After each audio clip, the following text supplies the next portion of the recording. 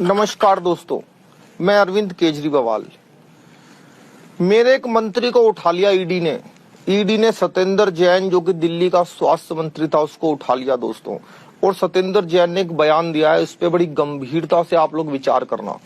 सत्येंद्र जैन ने कहा है कि मेरी याददाश्त चली गई कोरोना के अंदर। मैं इस बात का गवाह हूं दोस्तों, उसकी याददाश्त गई है। अब ईडी को उनके साथ ज्यादा सख्ती नहीं बरतनी चाहिए, उनको रिहा कर देना चाहिए। उसको कुछ भी याद नहीं है, उससे क्या पूछताछ चल रही है 15-20 दिन से, मुझे समझ में नहीं आ रहा। उसको कुछ भी याद नहीं है, उसको बस इतना याद है कि उसकी याददाश्त गई है, इसके अलावा वो सब भूल गया है।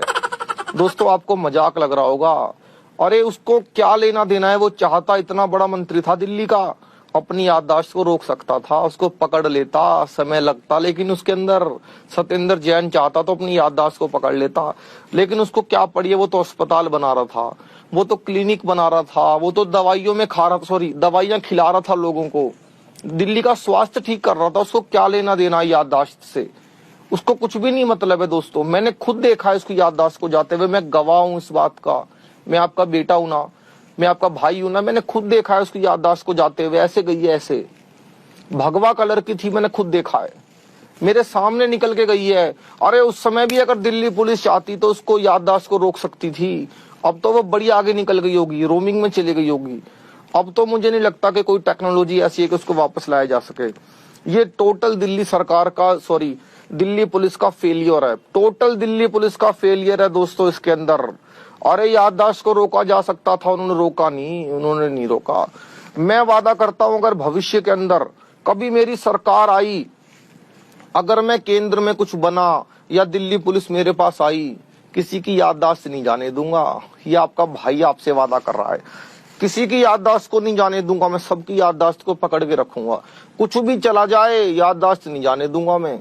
अरे मेरे पास भी फुर्सत नहीं थी, वरना मैं ही नहीं जाने देता। मैं तो इधर बिजी था, शराब के ठेके वगैरह खुलवाने में काफी बिजी चल रहे थे मैं और काफी सारे मंत्री, वरना तो मैं उसको रोक लेता। मैं अपनी जान पे खेल कर रोक लेता। मैं याददाश्त के सामने लेट जाता, उसको जाने नहीं देता। मैं याददाश्त के पैर पकड़ लेता। अरे मुझे क्या दिक्कत है उसके पैर पकड़ने में? अगर दिल्ली का भला हो रहा था तो मैं उसकी याददाश्त के पैर पकड़ लेता, लेकिन उसको जाने नहीं देता। हमारे कार्यकर्ताओं को हमने काम पे लगाया, उन्होंने झाड़ू मार मार के दिल्ली का कोना कोना देख लिया, पर उसकी याददाश्त कहीं भी नहीं मिली। अब ये जिम्मेदारी मोदी जी की है, जल्द से जल्द मेरे मंत्री की याददाश्त को ढूंढ के लेके आए, कहीं से भी ढूंढ के लेके आए। आप तो इतने बड़े नेता हैं देश के, दुनिया के, मेरी उनकी याददाश्त को ढूंढ के लेके आए मेरे मंत्री की। उसकी याददाश्त गई है, मेरा भी कुछ हिसाब किताब है। वो अगर सब कुछ भूल गया, याददाश्त चलेगी तो काफी नुकसान हो जाएगा मेरा भी, और दिल्ली सरकार का तो उसके अंदर नुकसान ही नुकसान है।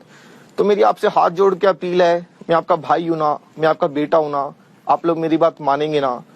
अगर आपको सत्येंद्र जैन की याददाश्त कहीं भी मिले, नीचे दिए गए नंबर पे मिस कॉल मारना, कभी नहीं जाने दूंगा। एक बार आप मुझे भारत का प्रधानमंत्री बना दो, मैं ऐसी व्यवस्था कर दूंगा, अगर किसी की याददाश्त चली भी गई, मैं दूसरी याददाश्त ला के डाल दूंगा, चाहे मुझे कुछ भी करना पड़े उसके लिए।